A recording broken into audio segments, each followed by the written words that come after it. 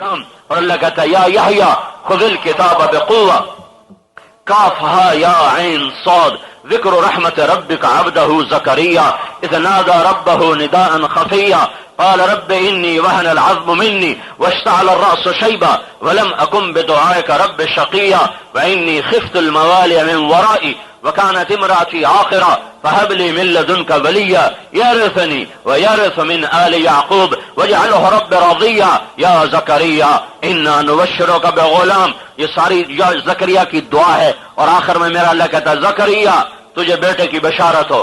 پھر بیٹا ہوا تو اللہ بیٹے سے کہتا ہے یا یحییٰ خذ الکتاب بقوہ، اے یحییٰ میری کتاب کو مضبوطی سے پکڑنا. اللہ تو ان کو پھولوں کی سیج پہ بٹھاتا، ان کے لیے سونے چاندی کے تخت بچھاتا. کیسے ان کی موت کیسے ہوئی؟ یحییٰ علیہ السلام یہودی کے دربار میں لٹائے ہوئے ہیں جیسے بکرے کو لٹایا جاتا ہے، اور یہودی کے ہاتھ میں چھرا ہے، اور اس نے یحییٰ علیہ السلام کو ایسے ذبح کیا جیسے بکرے کو ذبح کر دیا جاتا ہے. سر الگ کر دیا، جسم الگ کر دیا، آسمان بھی رہا زمین بھی رہی. یہ جزا سزا کا جہان نہیں ہے. زکریا علیہ السلام باپ کے ساتھ کیا کیا؟ سر کے اوپر آرا رکھا اور یوں کاٹ دیا جیسے لکڑی کو کاٹا جاتا ہے، اور دو ٹکڑوں میں تقسیم کر کے پھینک دیا. میرے رب نے یہ سب کچھ دیکھا. یہ جزا سزا کا جہان نہیں ہے. وہ آگے آ رہا ہے اور آگے چلو. یہ محرم کا مہینہ ہے. یہ ایک کہانی سناتا ہے. یہ کہانی نہیں، ایک سبق سناتا ہے، ایک داستان نہیں، ایک ایمان کا سب سے بڑا واقعہ جو اس دھرتی پہ ہوا ہے وہ سناتا ہے کہ کائنات کی سب سے افضل ترین ہستیاں محمد الرسول اللہ آل رسول ذبح ہوئے ہیں. حکومت یزید کو ملی ہے، حسین کو نہیں ملی. شمر جیتا ہے، حسین نہیں. شمر کی تلوار بلند ہے اور حسین کی تلوار گر گئی ہے، اور حسین کا سر نیزے پہ ہے اور شمر گھوڑے پر متکبر ہو کے بیٹھا ہوا ہے. تو تم کیا کہو گے؟ شمر جیت گیا اور حسین ہار گیا. کیا تاریخ نے اس سبق کو اس طرح ہمیں سنایا ہے؟ کائنات کا ذرہ ذرہ آج بھی ان پہ لعنت برسا رہا ہے، اور وہ جو جانوں کی قربانیاں دے گئے اور وہ جو شہید ہو گئے ان پر کائنات کا ذرہ ذرہ آج بھی اللہ کی دربار میں ان کے لیے دعا کر رہا ہے، اور آسمان والا ان کی قبروں پر رحمت برسا رہا ہے. یہ جزا سزا کا جہان ہوتا تو آل رسول کا سر نہیں کٹ سکتا تھا. اللہ نے ساری کائنات میں حضرت محمد صلی اللہ علیہ وسلم کو چنا اور اپنا حبیب بنایا، اپنا محبوب بنایا. اللہ نے کسی نبی کی قسم نہیں کھائی، اللہ نے اپنے نبی کی قسم کھائی. لعمرک، اے میرے حبیب مجھے تیری جان کی قسم. اللہ نے کسی کے بول کی قسم نہیں کھائی، اللہ نے اپنے نبی کے بول کی قسم کھائی. وقیل ہی، مجھے اس محبوب کے بول کی قسم. اللہ تعالیٰ نے کسی کی رسالت کی گواہی پر قسم نہیں کھائی، اللہ نے اپنے نبی کی رسالت پر گواہی دی، گواہی پہ قسم کھائی. یاسین والقرآن الحکیم انک لمن المرسلین، مجھے قسم ہے قرآن حکیم کی تو میرا رسول ہے. اللہ تعالیٰ نے کسی نبی کی صفائی پیش کرتے ہوئے قسمیں نہیں اٹھائیں، اللہ نے اپنے نبی کی صفائی پیش کرتے ہوئے قسمیں اٹھائیں. والنجم اذا ہوا ما ضل صاحبكم وما غوا وما ينطق عن الهوى ان هو الا وحي يوحى علمه شديد القوى ذو مرة فاستوى وهو بالافق الاعلى ثم دنا فتدلى فكان قاب قوسين او ادنى فاوحى الى عبده ما اوحى ما كذب الفؤاد ما راى افتمارونه على ما يرى.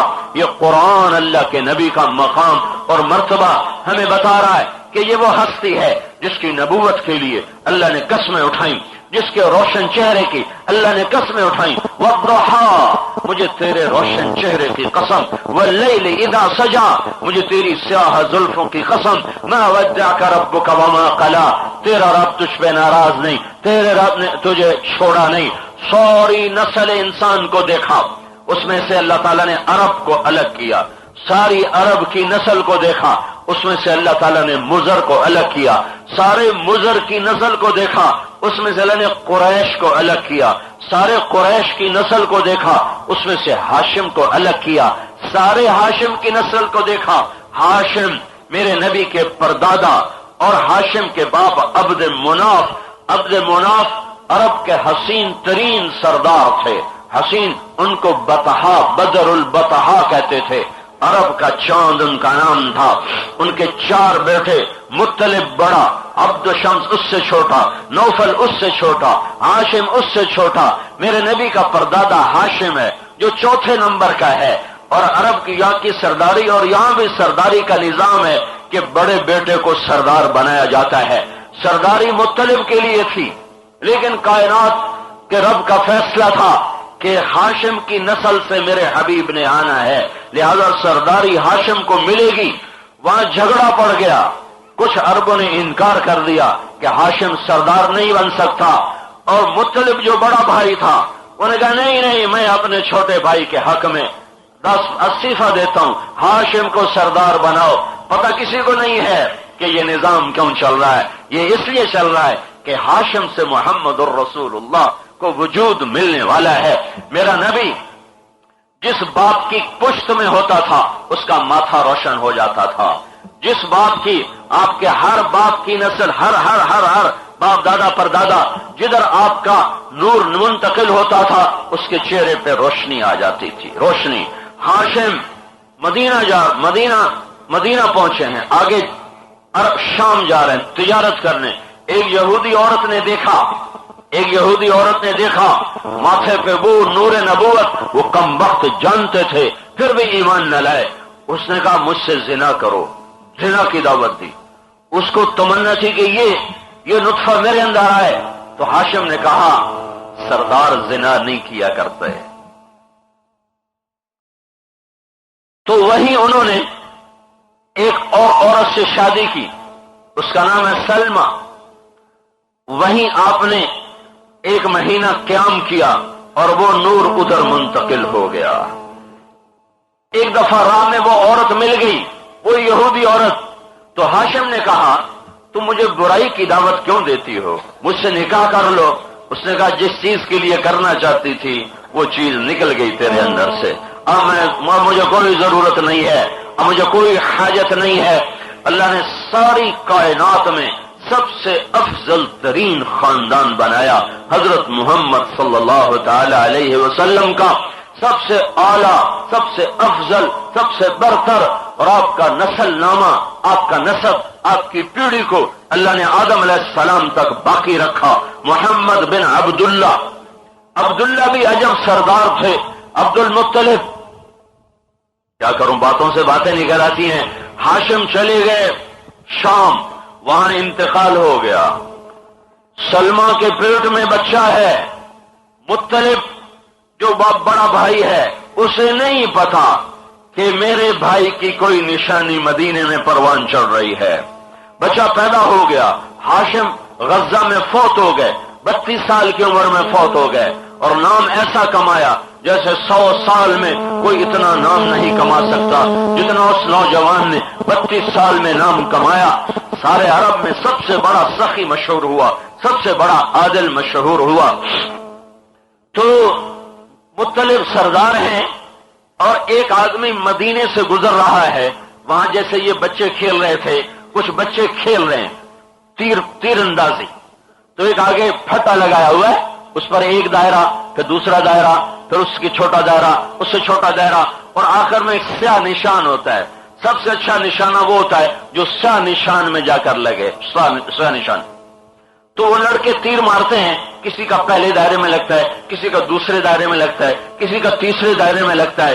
ایک لڑکا تیر چلاتا ہے تو سیدھا سیاہ دائرے میں جا کے لگتا ہے. اور وہ جب نشانہ لگتا ہے تو کہتا خذھا وانا ابن ہاشم، دیکھو میرا نشانہ، میں ہوں ہاشم کا بیٹا. تو اس نے سنا، وہ کھڑا ہو گیا.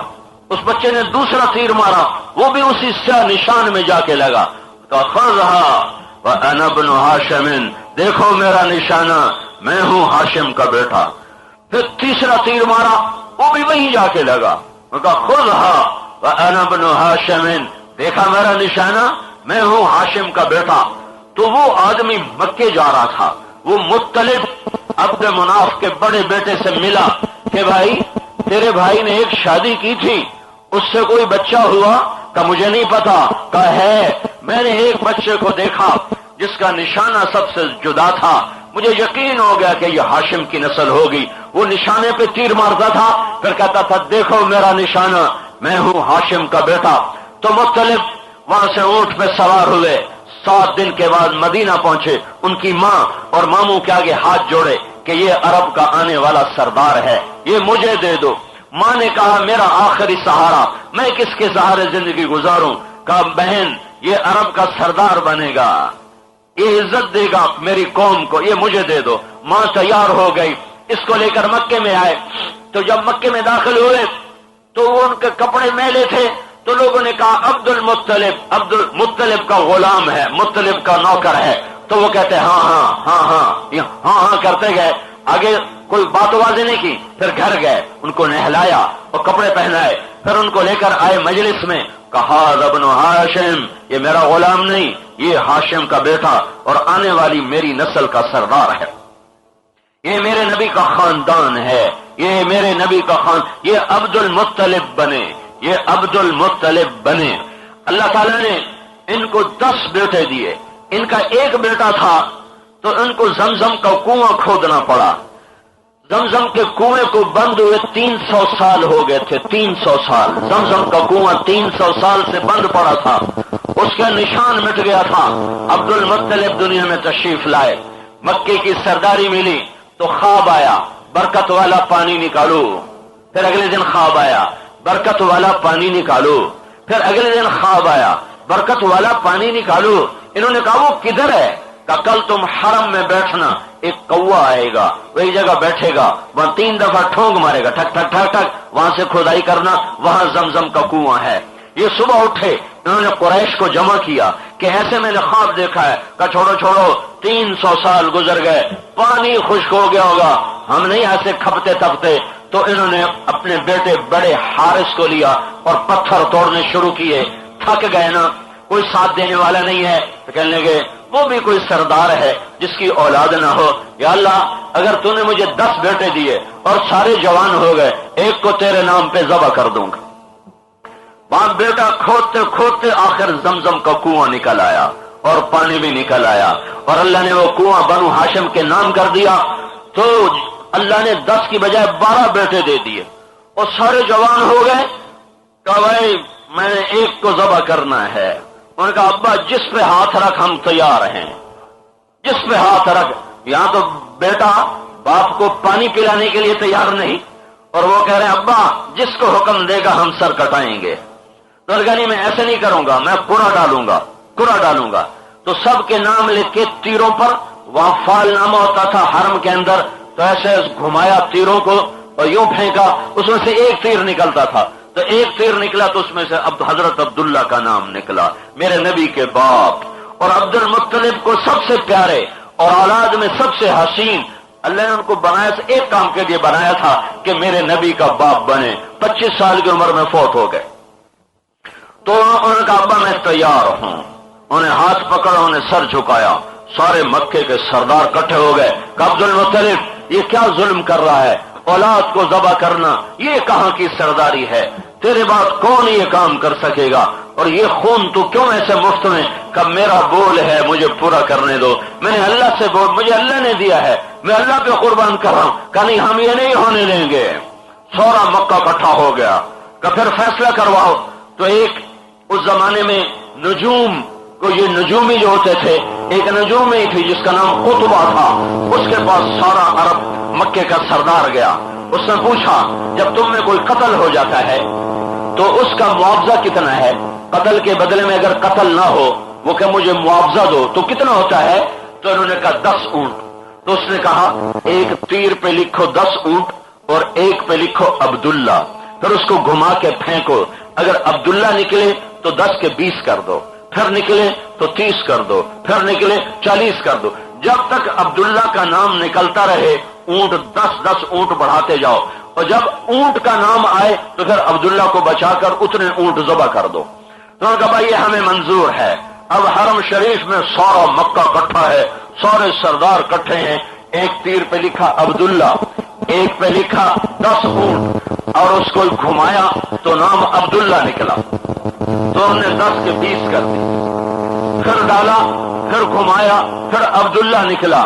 تو انہوں نے 20 کے 30 کر دیے، پھر گھمایا، پھر عبداللہ نکلا 40 کر دیے، پھر گھمایا، پھر پھینکا، عبداللہ 50، پھر عبداللہ 60، پھر عبداللہ 70، پھر عبداللہ 80، پھر عبداللہ 90، پھر عبداللہ 100 ہو گئے اب، پھر گھمایا تو تیر نکلا، 100 اونٹ کا تیر نکلا۔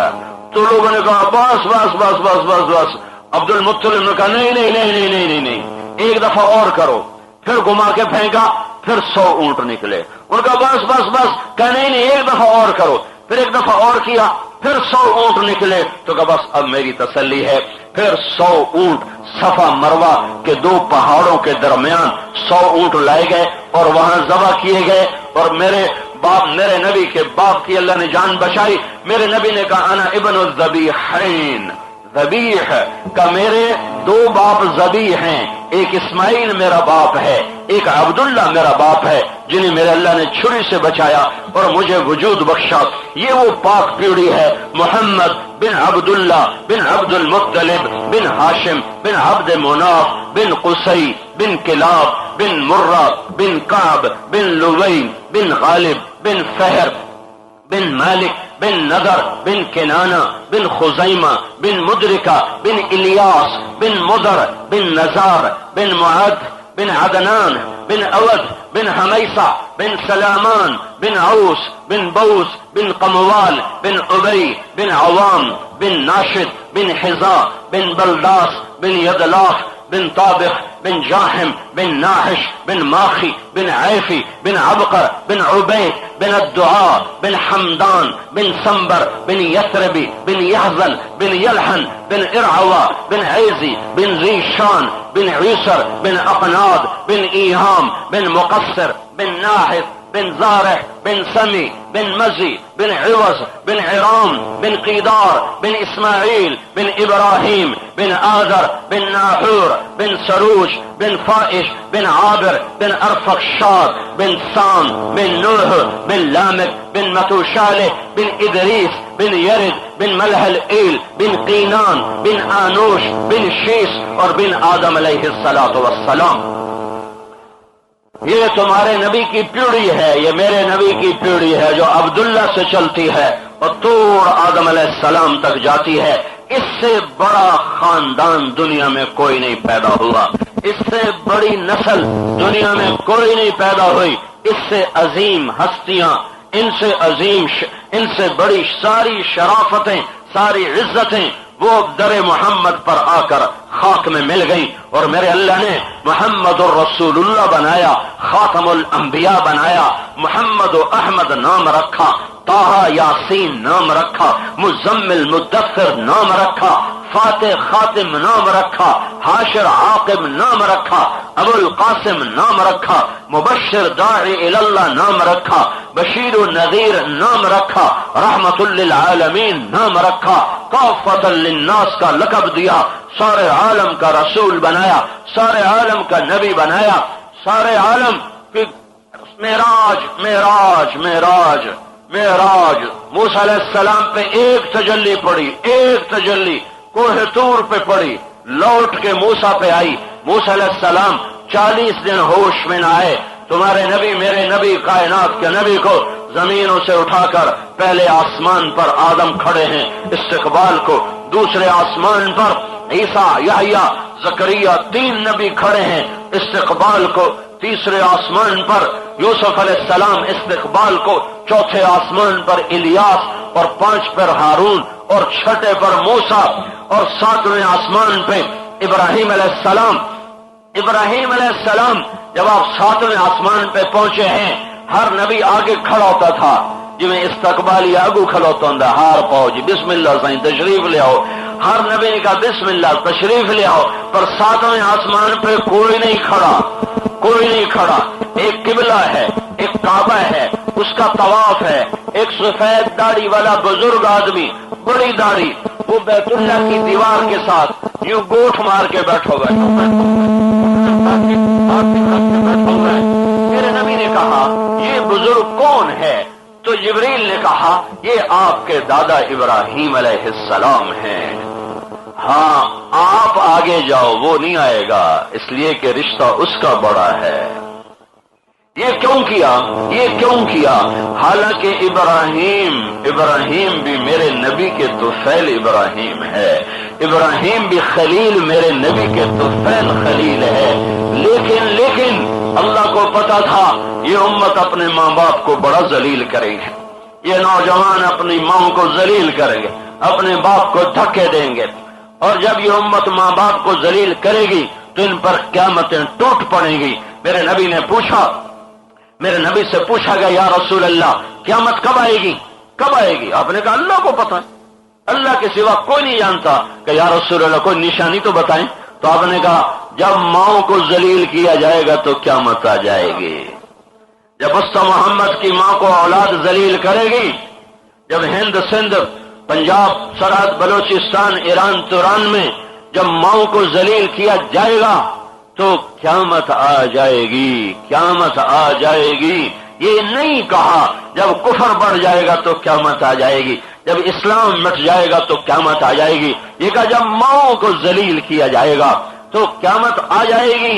میرے نبی نے کہا جس نے ماں باپ کو دکھ دیا اس پہ اللہ کی لعنت ہو، فرشتوں کی لعنت ہو، زمین آسمان کی لعنت ہو۔ میرے نبی نے فرمایا کاش میری ماں زندہ ہوتی۔ باپ تو دیکھا نہیں نا، وہ تو دیکھا ہی نہیں۔ تو مجھے کبھی خیال آتا ہے آخر اللہ کا نبی پوچھتا تو ہوگا میرا باپ کون ہے، کدھر ہے؟ تو ماں کے پیٹ میں 2 مہینے کے تھے، باپ کا انتقال ہو گیا، 6 سال گزر گئے۔ حضرت آمنہ کو شوق ہوا خامد کی قبر دیکھوں، کہاں دفن ہوئے تھے؟ مدینہ میں۔ وہ بھی اپنے دادا کی طرح، ہاشم کی طرح سفر پہ جا رہے تھے، ملک شام تجارت، واپس آ رہے تھے، مدینے میں بیمار ہوئے، 1 مہینہ بخار ہوا اور اسی میں انتقال ہوا اور وہیں دفن ہوئے۔ 6 سال گزر گئے، بیوی نے خامد کی قبر نہیں دیکھی، بیٹے نے باپ کی قبر نہیں دیکھی۔ تو حضرت آمنہ نے حضرت عبد المطلب سے پوچھا میں خامد کی قبر کو جانا چاہتی ہوں، تو انہوں نے اجازت دے دی۔ تو ام ایمن اور میرا نبی اور میرے نبی کی ماں، یہ 3 افراد مدینہ چلے ہیں۔ مجھے خیال آتا ہے جب پہلی دفعہ قبر پہ پہنچے ہوں گے تو ماں بیٹے کے کیا جذبے ہوں گے۔ 6 سال بعد جو قبر دیکھی ہے تو ماں نے بچے کو کیا کہا ہوگا، یہ مجھے کسی کتاب میں ملا نہیں، میں اپنے تصور میں سوچتا ہوں کہ وہاں ماں نے بیٹے کو کیا کہا ہوگا، اور میرے نبی کے باپ کی قبر کو دیکھ کر کیا جذبے بنے ہوں گے۔ کاش اس وقت کوئی ہوتا اور اس کو محفوظ کرتا کہ وہ کن جذبوں سے، کن آنسوؤں سے، کن دعاؤں سے اس قبر پہ ماں بیٹے نے حاضری دی ہوگی۔ 1 مہینہ وہاں قیام رہا ہے، پھر وہاں سے واپسی ہوئی ہے، اور ابوا ایک جنگل ہے، جنگل جہاں چھوٹے چھوٹے پہاڑ ہیں، کالے سیاہ اور کیکر کی جھاڑیاں ہیں، کوئی سایہ نہیں ہے۔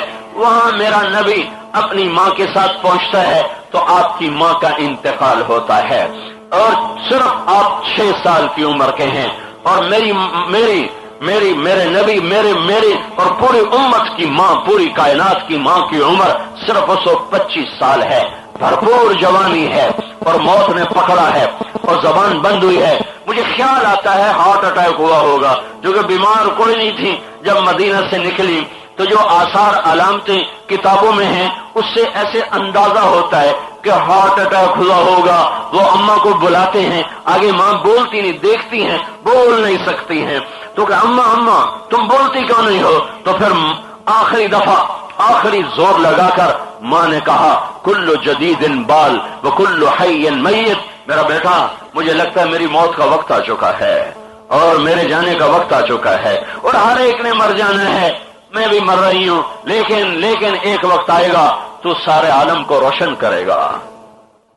اور میں سن 2000 میں اما آمنہ کی قبر دیکھنے گیا تھا، اور میں نے اسے ڈھونڈا جا کر جنگل میں، مجھے ایک مل گیا راہبر، ویسے کوئی نہیں جا سکتا، ایسی سر مار کے واپس آ جائے گا، مجھے ایک راہبر مل گیا، میرے اللہ نے دیا، دعائیں مانگی تھی یا اللہ زیارت کرنا چاہتا ہوں، تو اللہ تعالیٰ نے ایک راہبر دیا جو ہمیں اندر لے گیا۔ ایک عرب نے ہمیں جیپ دے دی تھی بڑی، وہ اندر کوئی موٹر، یہ جیپے میں پہ پراٹو وغیرہ نہیں جا سکتی، اندر لے گیا، کئی میل اندر جا کر ایک پہاڑی، چھوٹی سی پہاڑی تھی جس کے اوپر قبر تھی، اور باقی ساری پہاڑیاں ایسے ہیں، اور وہ پہاڑی ایسے اوپر ایسے جیسے یہ سٹیج بنا ہوا ہے، اتنا سا سٹیج بنا ہوا تھا جیسے اللہ نے پہلے سے بنا کے رکھا ہو.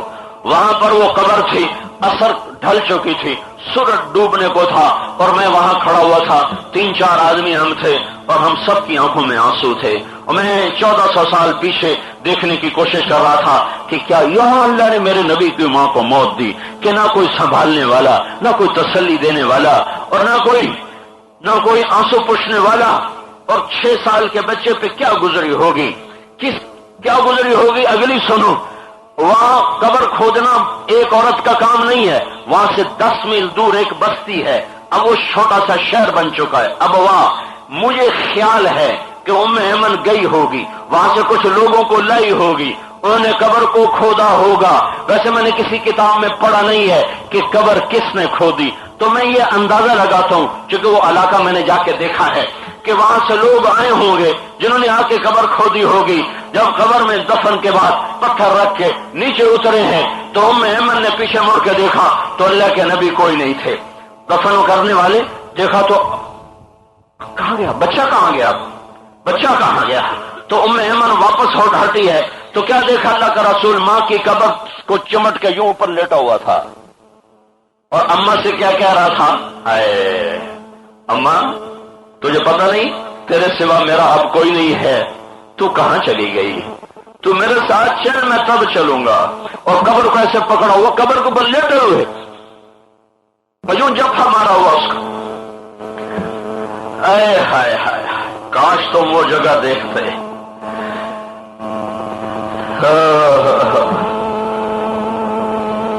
کیا کہہ رہے ہیں، اماں تجھے پتہ نہیں ہے دنیا میں تیرے سوا میرا کوئی نہیں ہے، میں اکیلا کہاں جاؤں گا، کس کے پاس جاؤں گا، میرے ساتھ چل. روتے کو ماں ایمن نے کھینچا ہے اور پکڑا ہے. جب آپ نے حج کیا، حج 57 سال گزر چکے ہیں، 57 سال، اور مدینہ سے چلے 12,000 کا حاجیوں کو لے کر قافلہ. اب وہاں میں یہ 70,000 ہو چکا تھا، 60-70,000. اب وہاں کی وادی وہاں سے 10 میل دور ہے، وہاں نہیں ٹھہرے آپ. ماں کی قبر کے چاروں طرف خیمے لگوائے، ادھر خیمے لگانے کی جگہ ہی کوئی نہیں. میں تو خود دیکھ کر آیا، میں تھوڑی اتھارا، کوئی آس پاس ہے کوئی آس پاس ہے، کہا ادھر ہی خیمے لگاؤ. سب نے وہاں ماں کے قبر کے گرد خیمے لگائے اور میرا نبی ماں کی قبر کے سرانے بیٹھا ہے اور گھٹنے اوپر اٹھائے اور ہاتھ ایسے رکھے اور سر گھٹنوں میں دیا اور ایسے رویا جیسے بچے روتے ہیں. آپ کے رونے کی آواز دور دور تک آ رہی تھی، ایسے رو جیسے بچے روتے ہیں. یہ 2 جہان کا سردار تمہیں ماں کی قیمت بتا رہا ہے. وہی ماں جس کی تمہیں کیا کہوں، ساری امت کا یہی حال ہے، تمہیں کیا گلا دوں. یہ قیمت بتا رہا ہے کہ ماں کی کیا قیمت ہوتی ہے. یوں سر دیا اور کئی گھنٹے بندے دے روندے روندے ہنجو کھلو جان دین، رک جان دین، مک جان دین. کئی گھنٹے سر یہاں تھا اور اب روتے ہی گئے، روتے ہی گئے، روتے ہی گئے، روتے ہی گئے. اے ہے کیا کہا تمہارے نبی نے، کہا کاش میری ماں زندہ ہوتی، میں اس کی ایسی خدمت کرتا، میں اس کی ایسی غلامی کرتا کہ میں عشاء کی شروع کیتی ہوں ایس پاس میرے گھر دا بوا کھلدا، میری ماں کہتی محمد تو میں نماز توڑ دیتا. میں کہتا جی اما جی، میں نماز بعد میں پڑھتا، میں پہلے اپنی ماں کی سنتا. یہ اس لیے عرشوں پر معراج پر ابراہیم بیٹھے رہے، وہ نہیں اٹھے، میرے نبی کو آگے چلایا. میرے حبیب تو چل، وہ دادا ہے تو پوتا ہے. پوتا کتنا ہی بڑا ہو جائے پر دادے کے رشتے کو تو واپس نہیں کر سکتا. بیٹا کتنا ہی بلند ہو جائے باپ کے رشتے کو تو واپس نہیں لے سکتا. یہ سبق سکھایا استا محمد والوں کو اور پوری دنیا کے مسلمانوں کو کہ ماں باپ عزت کی چیز ہیں. میں نے 2 جہان کے سردار کو آگے چلا کر گھٹنوں پہ ہاتھ رکھوایا ہے کہ تیری امت بہت ظلم کرے گی ماں باپ پر. ان کو یاد رہے، انہیں یہ پتا ہو کہ یہ ماں باپ کیا چیز ہیں. وہ قیامت کے دن کہہ نہ سکیں یا اللہ ہمیں پتا نہیں تھا کہ ماں باپ کی قدر کی جاتی ہے. جب انہیں پکڑ آئے تو انہیں پتا ہو کہ ماں باپ کیا چیز ہیں.